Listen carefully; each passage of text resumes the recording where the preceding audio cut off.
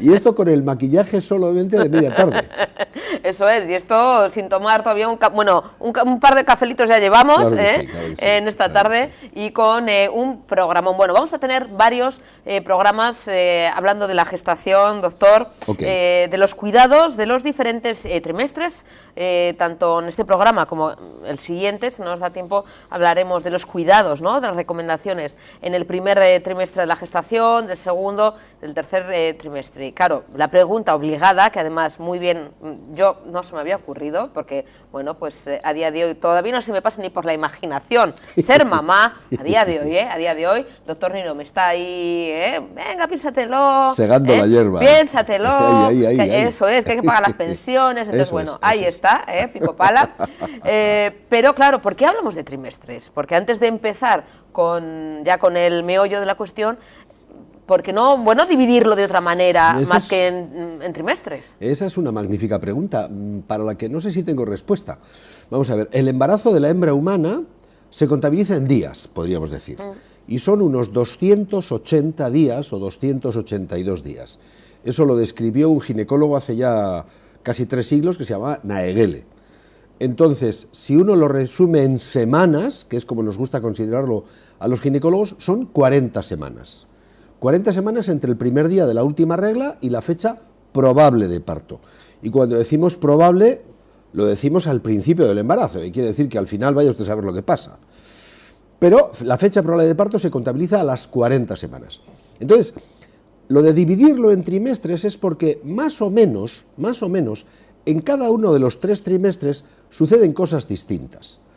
3 trimestres en la medida en que el primero son 13 semanas, el segundo son otras 13, y el tercero prácticamente son otras 13, y eso nos lleva a las 39, si me dejan equivocarme, casi 40 semanas.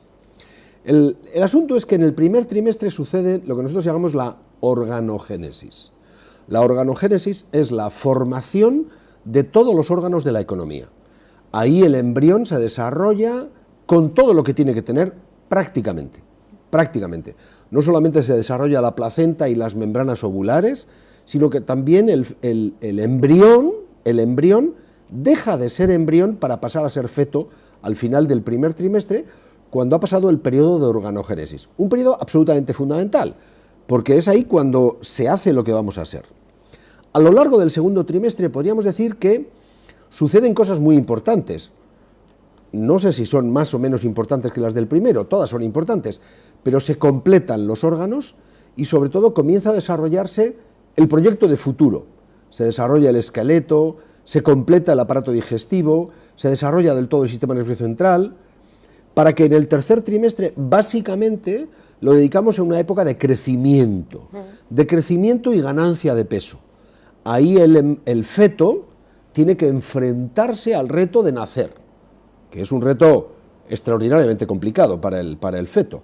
Y entonces en ese tercer trimestre, sobre todo, no solo, pero sobre todo el feto gana peso, completa lo que ha ido haciendo y además gana peso. Entonces, por eso, presumiblemente, distribuimos las cosas en trimestres, porque también los ginecólogos pensamos en las complicaciones. Y las complicaciones del primer trimestre se parecen poco a las del segundo, y ambas se parecen poco a las del tercero. Digamos que tenemos casi clasificadas las enfermedades y los trastornos del embarazo casi por trimestres. Antes de meternos de lleno en el tema de la alimentación, de la dieta, de la mamá, el ejercicio físico y demás, y bueno, y las pruebas, ¿no?, y el control que se establece en este primer trimestre, hay casos, no sé si se sobrevive, o sea, un feto en esos 3 primeros meses es viable. Posible. Sí. En los 3 primeros meses no. Es complicadísimo, ¿no? No, no sé si existirá algún caso. En los 3 primeros meses no. Hombre, tenemos fetos, y eso significa que ya no estamos en el primer trimestre. En el primer trimestre hablamos de embrión. Y tenemos fetos, por tanto, segundo trimestre, que han sobrevivido habiendo nacido en el segundo trimestre. Y eso son muy poquitas semanas. Que tienen que luego que incubadora y estar meses y meses hospitalizados. Meses hospitalizados. Estamos hablando de que un feto es previable prácticamente antes de las 24 semanas. Las 24 semanas es poco más o menos el final del segundo trimestre. Porque si decimos que son 13 semanas cada trimestre, 13 y 13, 26, las 24 o 22 semanas son el final del segundo trimestre. Tenemos algún feto en la historia de la medicina que ha sobrevivido habiendo pesado 450 gramos, 480 gramos, eso es prácticamente un pincho de tortilla. Dios me perdone la burrada que acabo de decir, pero es muy poquito peso. Pero ese ya es del segundo trimestre, bien avanzado el segundo trimestre. Del primer trimestre, no. Ningún embrión que nazca en el primer trimestre es viable. Doctor, vamos a hablar de ese primer trimestre, de bueno, pues las recomendaciones y un poquito el seguimiento, ¿no? Porque, por ejemplo, el tema de la alimentación, que es fundamental, ¿no? Además de otros, por supuesto, controles, pero el tema de la dieta. ¿Es una dieta específica en ese primer trimestre que luego hay que continuar en el resto, ¿no? de la gestación, o se diferencia al resto de las semanas y de los meses? Vamos a empezar por una mujer sana, en el sentido de que no tenga, y luego si tiene algún tipo de patología, porque me imagino que habrá diferencia. Si empezamos por las mujeres en general, lo primero que yo quiero decir es que esto no es una consulta médica, o sea... Luego hay casos específicos. Eso es, no se fíe usted de lo que yo digo, o sea, cualquier cosa que yo diga tiene que ir a matizarla con su ginecólogo en la consulta, o sea que lo ha dicho un tío en la tele, nada, concédale ningún valor. No se debe aceptar lo que pasa en Tele7, por mucho que sea Objetivo Vizcaya y el programa de Susana Porras, no se debe aceptar como una consulta médica. Si usted tiene realmente una consulta, nos la puede poner por correo electrónico, eso sí, y si no, vaya usted a hacerla a su ginecólogo. Por tanto, las recomendaciones que aquí damos son muy en general. Entonces, para hablar de mujeres sanas, jóvenes, ¿cuál es la dieta ideal para estar embarazada? Hombre, a mí se me ocurre que la dieta tiene que cumplir dos funciones fundamentales. Tiene que ser normocalórica, y lo corrijo ahora mismo, y además hiperproteica, y lo corrijo ahora mismo. Normocalórica, ¿por qué? Porque ya sabemos que todas las mujeres embarazadas toman más calorías de las que deben. Pero si yo le digo que deben tomar más calorías, la gente se toma la cosa por el pito un sereno y tal, y tiramillas, me ha dicho que coma mucho... El doble, ¿no? Porque comemos por dos. Eso es. No. Jamás hay que comer por dos. Hay que comer para dos.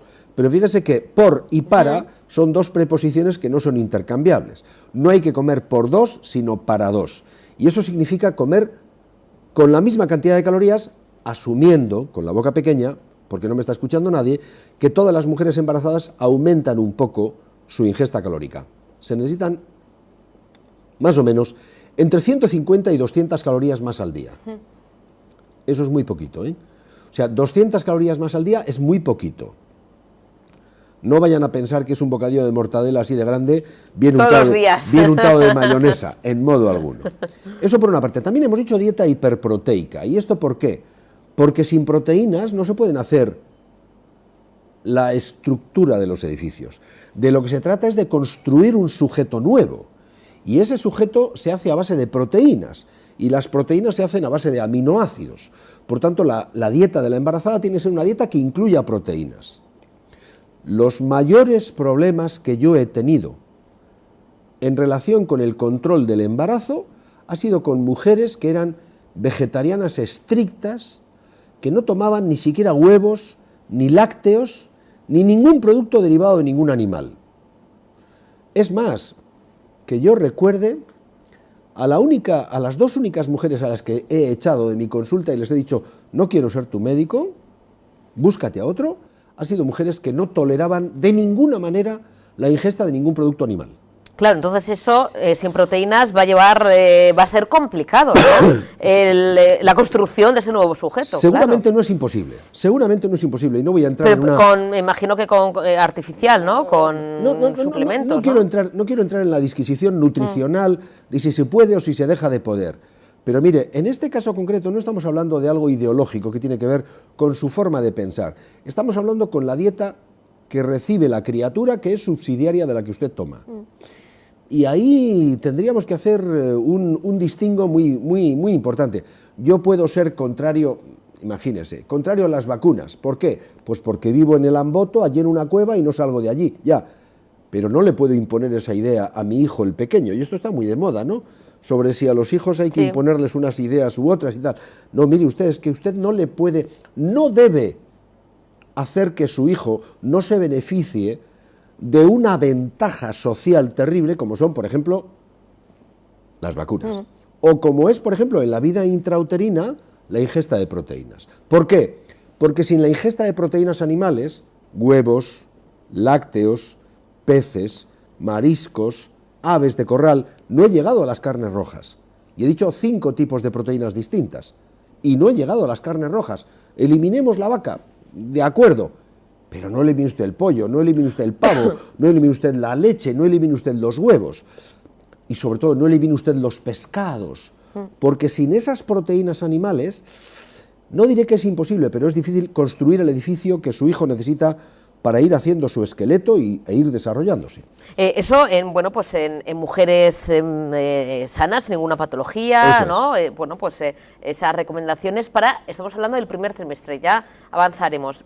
Vamos a poner el caso de que son mujeres que tienen, por ejemplo, mujeres celíacas, que tienen algún tipo de alergia o que tienen diabetes. Bueno, que no es algo tan extraño, aparte de luego ya otros casos más específicos. Claro, pero bueno, estamos hablando de un importante número de población, ¿no? Vamos a ver. Yo le suelo decir a las mujeres sanas, en general, que una mujer sana durante el primer trimestre del embarazo necesita tomar unas 5 raciones de pescado semanales. 5.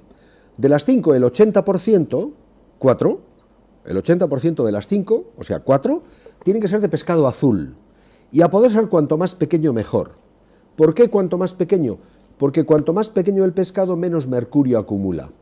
Los pescados, teniendo en cuenta que los humanos somos unos guarros que echamos al mar de todo, no solo plástico, sino que echamos de todo, incluyendo pilas de cadmio y de mercurio, y cuando se rompe el famoso termómetro, le dejamos jugar al niño con el mercurio y luego lo tiramos, vaya usted a saber dónde. Bueno, todo eso llega a la mar. Y la prueba de que llega a la mar es que ya está medido por los biólogos marinos la cantidad de mercurio que acumulan los peces por kilo de peso. Y ya hemos visto que cuanto más grande es el animal, cuantos más kilos tiene, y hay peces de 400 kilos, créanme, cuantos más kilos tienen, más mercurio acumulan por kilo de peso.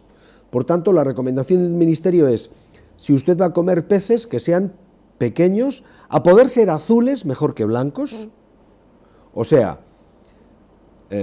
sardina, verdel, jurel, caballa, chicharro, anchoa, bonito, atún, esos son pescados azules. Pescados blancos, rodaballo, lenguado, lubina, todos son pescados blancos, merluza. Bueno, pues pescados azules, mejor que pescados blancos, porque tienen más grasa y una grasa más compleja, de más difícil asimilación y más sana, podríamos decir. Y a poder ser, cuanto más pequeños, mejor. ¿Por qué? Porque cuanto más pequeño, menos mercurio acumulan. Por tanto, pero es que, oiga, perdóneme, pero es que a mí me gusta mucho el atún rojo y tal. Muy bien, si usted va a comer atún rojo, que no pase de 50 gramos al mes. Ya, pues eso es muy poquito. Bueno, pues eso es lo que recomienda el Ministerio de Sanidad. 50 gramos al mes de atún rojo, como máximo si está usted embarazada. Entonces, eso de forma general. Además de esas 5 raciones de pescado, tiene usted que hacer otras tantas raciones de proteínas como para llegar a tomar unas 20 raciones de proteínas por semana. 20 raciones de proteínas quiere decir, una ración de proteínas es un vaso de leche. Una ración de proteínas es un huevo. Me da igual a la plancha, que al vapor, que el microondas, que huevo poché, qué rico, huevo poché con unos hongos, qué rico. Me da igual, como usted lo quiera. Un huevo es una ración de proteínas, una pechuga de pollo es una ración de proteínas, un filete de tamaño medio es una ración de proteínas.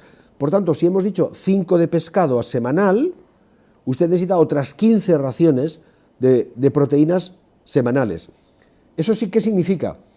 Que teniendo en cuenta que va a hacer 3 comidas al día, aunque ya le voy a corregir, por 7 días a la semana, prácticamente desayuno, comida y cena, toda la semana tiene que ingerir proteínas. ¿Y cómo voy a comer proteínas en el desayuno? Yo le digo, muy fácil, 2 filetes de pavo y un yogur. Ya lo tiene. Además, añada usted una naranja y un vaso de leche. Ya tiene usted un magnífico desayuno. Ya, y en la comida, pues mire usted, una ración de garbanzos y una pechuga de pollo a la plancha. Ya lo tiene. Ya, y para cenar, una tortilla de un huevo al que le pone usted, por ejemplo, unas espinacas, o le puede usted poner unos trozos de pimiento verde y pimiento rojo que ha pasado primero por el microondas para que reblandezcan y haga usted una tortilla de 2 huevos con aquello, ya lo tiene. Y ha hecho usted una dieta perfectamente equilibrada a lo largo del día. Ya, oiga, ¿y la fruta? Ahí nos quedan el amaiquetaco y la merienda, porque hemos dicho que hay que hacer 5 comidas al día. Desayuno, amaiquetaco, comida, merienda y cena.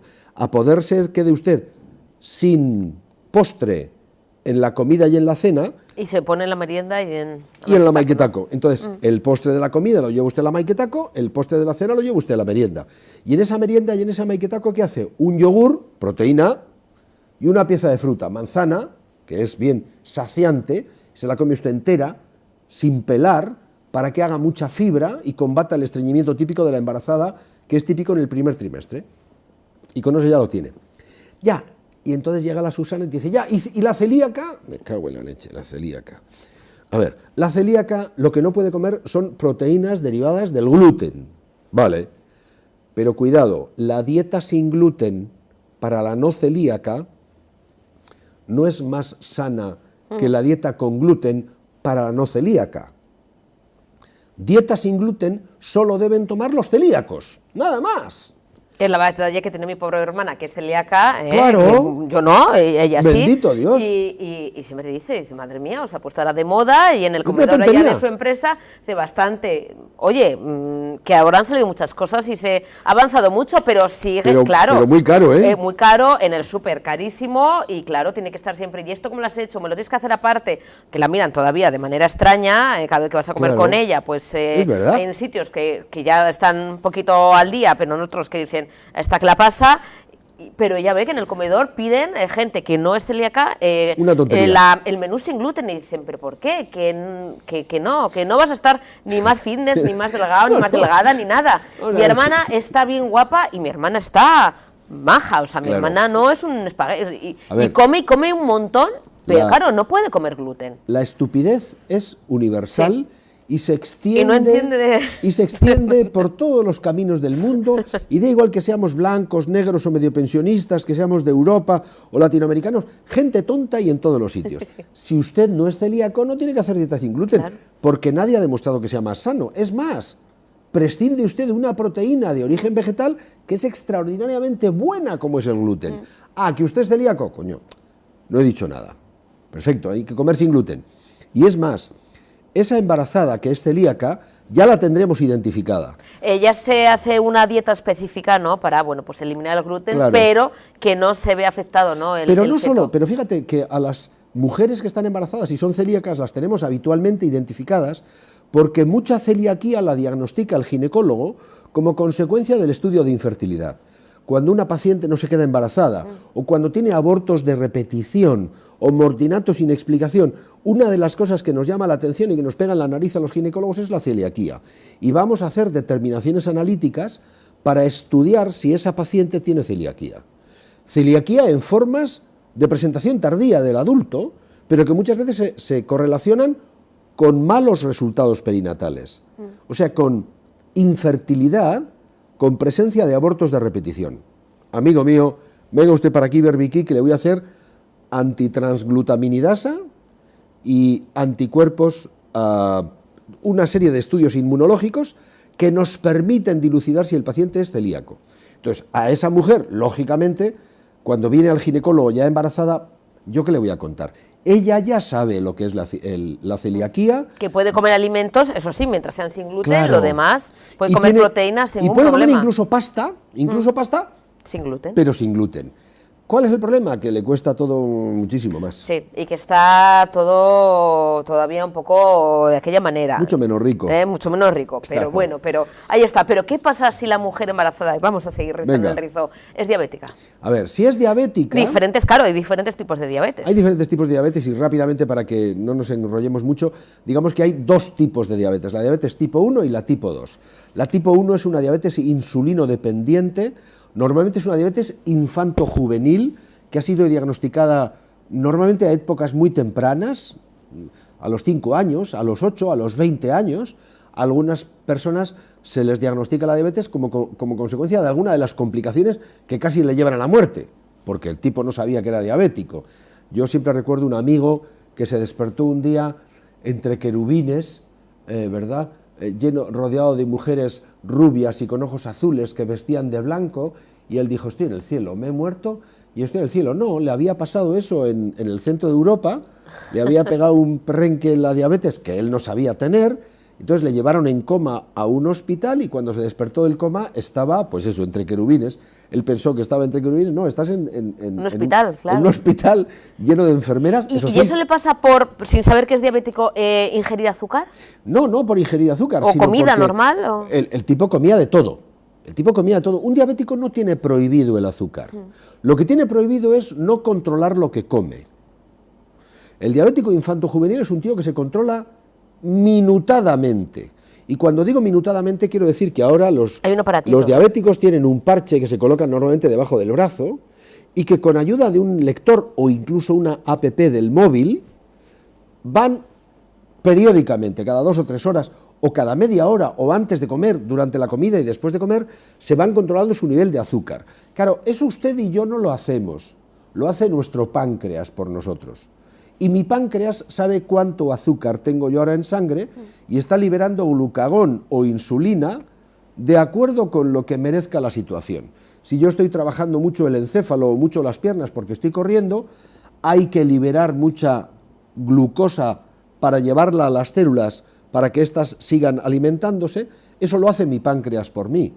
Yo tengo un amigo que es diabético y me dice, joder, es que tú lo tienes muy fácil, tienes el control de forma natural, pero el mío es artificial y a veces tengo que pararme a hacer cuentas y de vez en cuando te das cuenta que el hombre delante de un par de pinchos con una copa de vino y tal, se mira y antes de comerse el pincho, joder, se te va a quedar fría la tortilla ya, pero primero dice, me tengo que poner 6 unidades. Y entonces saca el cacharrito y se pica 6 unidades porque va a comer los que... En el páncreas natural lo hacemos nosotros. Entonces, a lo que quiero ir a parar es que la mujer diabética con una diabetes insulino dependiente tiene un doble control gestacional. De una parte le controla el ginecólogo, de otra parte le controla el endocrinólogo. ¿Es un embarazo de riesgo? De mucho riesgo, de mucho riesgo. Sobre todo porque si ya es muy arriesgado embarazarse, para una diabética lo es más. Entonces, el control tiene que ser muy estricto porque todas las mujeres embarazadas tienden a desarrollar diabetes. Podríamos decir que el embarazo es diabetógeno. El embarazo es causante de diabetes. Les voy a dar un dato. Hemos dicho que la diabetes es tipo 1 y tipo 2. La tipo 1 o infanto-juvenil es la diabetes insulino dependiente. La tipo 2 es la diabetes del adulto no insulino dependiente. Se trata con pastillas o con dieta. Bueno, esta es la forma habitual de la diabetes gestacional. Ya, pero mire, el 10% de las mujeres normales terminan con una diabetes gestacional. ¿Por qué? Por el sobrepeso. Porque cada vez pesamos más y cada vez comemos peor. Pertenecemos a una sociedad que cada vez tiene más para comer y más sano, pero cada vez comemos peor. Ahora mismo acabo de venir yo de una oficina aquí al lado que tiene una máquina de vending, una máquina de esas, al lado de donde está la señorita, la señora de la recepción, que está con un ordenador, contestando teléfono y tal, y al lado tiene una máquina de vending. Todos son porquerías. Todas riquísimas, pero todas porquerías. No tiene manzanas, naranjas, plátanos, en la máquina podrían poner un plátano, ¿no? No, tiene 17 bolsas de plástico con chocolates, chocolatinas, patatas, nuts, flocks, plics, punks. Todo eso es adictivo. Y esto ingiere, o sea, proporciona una cantidad de calorías brutalmente elevadas, mientras en el gusto, el circuito de la saciedad nos impele a seguir comiendo más. A lo que quiero ir a parar es que la diabética embarazada es una mujer que tiene que controlar mucho más su dieta, porque no se pueden hacer transgresiones dietéticas durante el embarazo, nunca, idealmente, pero menos durante el embarazo, porque las sufre la criatura. Es más, el niño de la mujer diabética en general es un niño que tiende a ganar mucho peso, curiosamente, pero que sin embargo es muy frágil.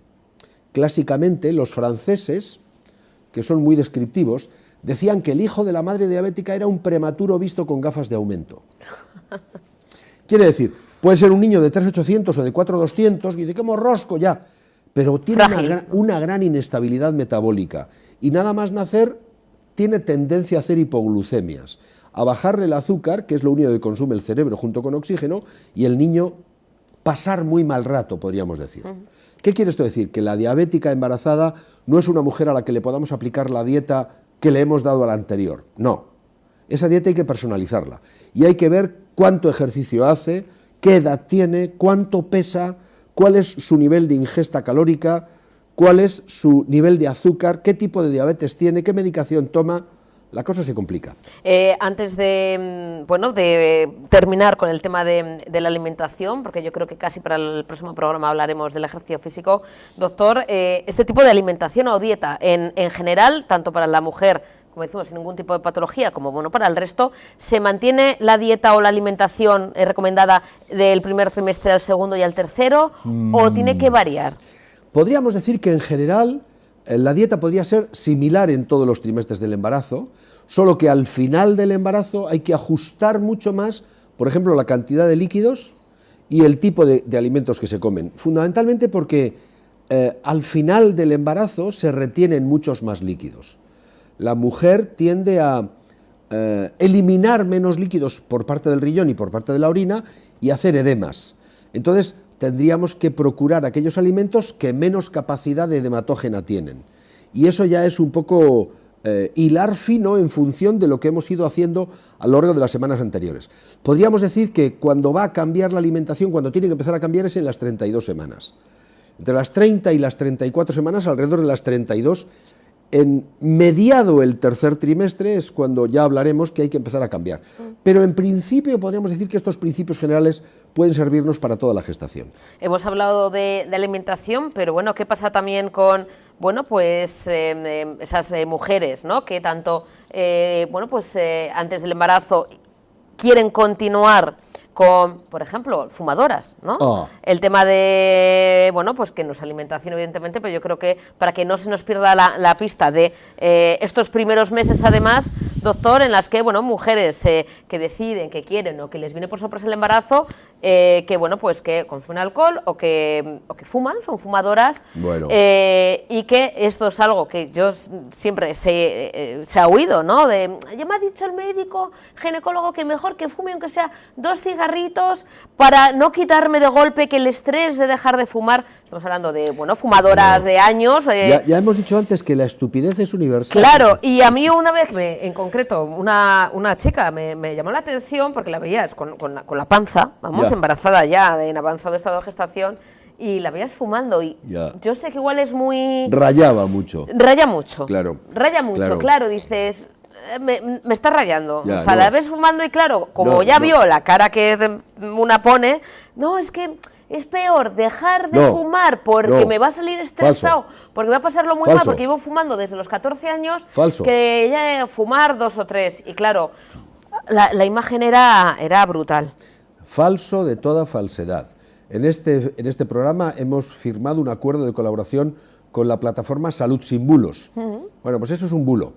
Eso de que es mejor fumar 1 o 2 pitillos para que se me calme la ansiedad y ya dejaré... No, mire usted. No diga usted bobadas. No sea usted majadera. No. Fumar en cualquier circunstancia es siempre peor que no fumar. Bueno, pues si alguna circunstancia es la más importante, es aquella en la que mi actitud, mi conducta puede dañar a un tercero. Y este es el embarazo. No. Siempre es mejor no fumar que fumar. No, es que voy a engordar mucho. No, yo me ocupo de que... Va a tener el niño, va a salir estresado. No. Se va a estresar por fumo. No, mentira podrida. El niño no se estresa para nada. El niño se estresa cuando su madre no le da la cantidad suficiente de oxígeno. El niño se estresa cuando su madre le altera la formación de los vasos sanguíneos. El niño se estresa cuando su madre comporta daño consecutivo a la formación de la placenta, que son las 3 consecuencias habituales del tabaco. El tabaco, mucho antes que producir cáncer, produce daño vascular. Y el daño vascular es fundamental en el embarazo, porque si algo es el embarazo de la hembra humana, es la consecuencia de los vasos sanguíneos de la mujer. Aquellas mujeres que tenéis buenos vasos sanguíneos, que tenéis buena circulación sanguínea, haréis buenos embarazos. Aquellas mujeres que tienen alteraciones vasculares, que tienen problemas de daño vascular por la diabetes, por un infarto de miocardio, porque tienen arteriosclerosis, esas mujeres tienen alteraciones vasculares, luego harán mal embarazo. Así de sencillo. Entonces, ¿cuál es la causa más frecuente de daño vascular? El tabaco. Pues ya está. Durante el embarazo, no fumar. Ya ves que no puedo. ¿Cómo no va a poder? Naturalmente que puede. Es más, ningún estímulo es tan poderoso como el embarazo para poder dejar de fumar. Afronte usted la idea de dejar de fumar y como aquí ya hemos hablado en los programas anteriores de la consulta preconcepcional, utilice esa consulta preconcepcional para tratar de dejar de fumar en los 3 meses anteriores a... Y se puede prestar ayuda además, ¿no? Claro que contando sí, con esa consulta, ¿no? Antes de iniciar esa gestación, pues con el médico cabecera o el médico, su ginecólogo. Pero, yo Susana, soy fumadora habitual. Susana, en este momento tenemos consultas de tabaquismo. O sea, hay consultas en las que los médicos solo ven pacientes que quieren dejar de fumar. Y hay terapia de grupo, terapia farmacológica, terapia individualizada, hay de todo. Lo que no hay es decisión. El único que tiene que tomar la decisión de dejar de fumar es el fumador, la fumadora.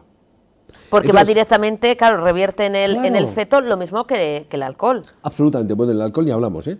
Del alcohol ni hablamos. Va directamente, me imagino, a... Tal cual, o sea, una copita de vino, de qué rico, el abuelo, me anoto en la moto. Una copa de vino que usted se bebe es una copa de vino que se bebe el niño. En cualquier momento del embarazo, porque ni el trofoblasto, que es de donde se va a formar la placenta, ni la placenta, que se forma alrededor de las 9 a 11 semanas, ninguno de los dos filtra para nada el alcohol. El alcohol difunde perfectamente bien a lo largo de la placenta y del trofoblasto. Quiere decir que si usted se toma una copa, el niño se bebe una copa con usted. Si usted se bebe 2 cervecitas, el niño se bebe 2 cervecitas con usted. Una cañita, bueno, pues esa cañita se la está bebiendo su niño que tiene 13 milímetros de tamaño. Haga usted cuentas. Entonces, alcohol, 0. Ninguna cantidad de alcohol.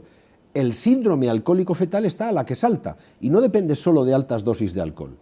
Es claro que el síndrome alcohólico fetal depende de mujeres que toman grandes cantidades de alcohol. Más de 70 gramos de alcohol puro por día.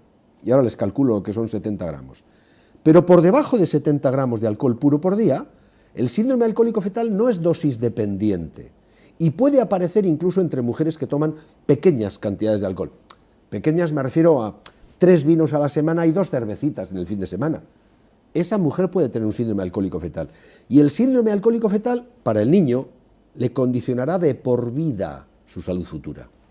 ¿Cómo se calcula la cantidad de gramos de alcohol? Porque los médicos siempre decimos gramos de alcohol puro por día. ¿Y eso cómo se hace? Pues mire, coge usted una botella de Rioja y lea. Y allí aparece 13,5 o 14 grados, dice.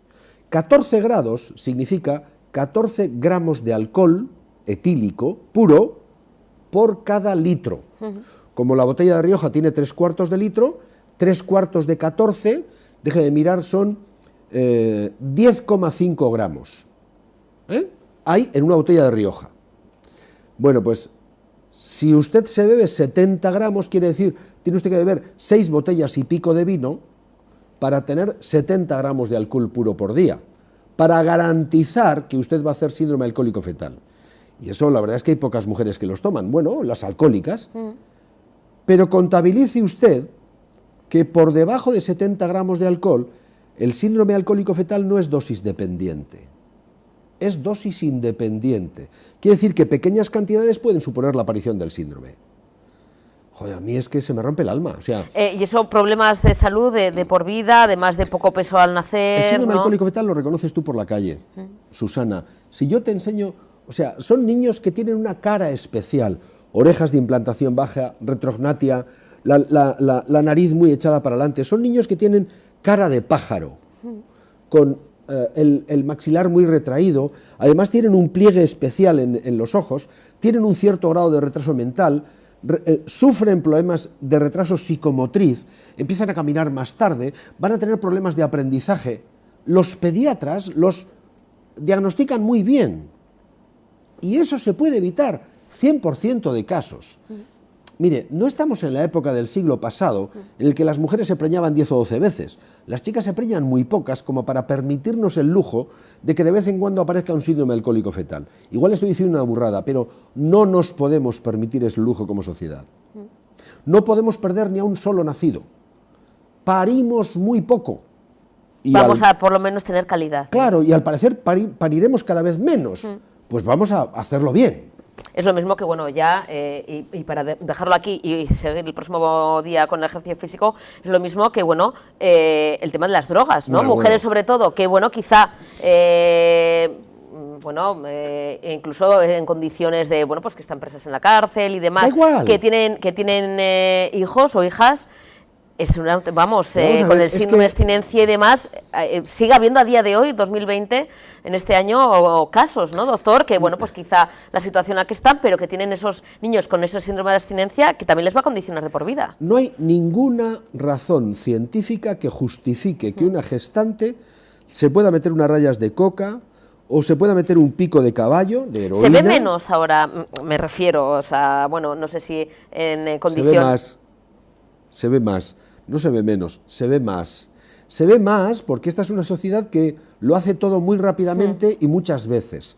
Y además necesita compensaciones muy a corto plazo, porque es una sociedad que no tolera la frustración.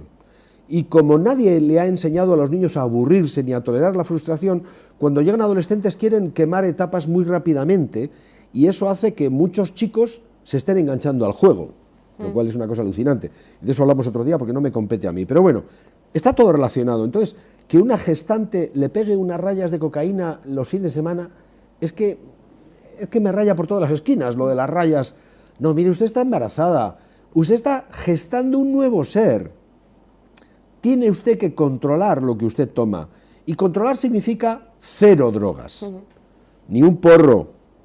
Ni un porro. Ni tabaco. Ni tabaco, ni alcohol. No, si está usted embarazada, está embarazada. ¿Estamos a setas o estamos a Rolex? Pues esto es lo mismo que en el chiste. Si estamos a setas, no estamos a Rolex. Pues si está usted embarazada, no está usted a las drogas. Que ahí tendría, como muchas veces ha dicho, de hacer algún tipo de examen o carné para ser padre y madre. Es que eso nos lleva a otro lugar. Y ahí, bueno, que sí, que ahora con lo de quién es el padre y el PIN parental, ya vamos. Eso no es políticamente correcto y la verdad es que es un poco liado. Habría, vamos, yo creo que más de uno o de una suspendería de todas. Sí, seguramente. Pero bueno. Seguramente suspenderíamos más de los que nos imaginamos. No, doctor, usted es buen aita y buen colaborador. No sé yo. Así que le voy a dar no el PIN parental famoso, sino la medalla, como colaborador, porque el próximo martes seguiremos hablando de este primer trimestre de la gestación, de los embarazos, nos meteremos de lleno con el tema del ejercicio físico, sí, no, cuándo, cómo, mucho, poco, porque claro, también hay veces que en la medida, en la mesura está la virtud. Claro. Es importante hacer ejercicio físico, es importante moverse, pero claro, tampoco hacer ciertos ejercicios, depende además el estadio, ¿no?, de la gestante, porque claro, también hay veces que se ven auténticas locuras, estas celebrities que dicen, madre mía, tienen, lo dicho, una tripa ya importante y están con pesas y me muevo, me tiro.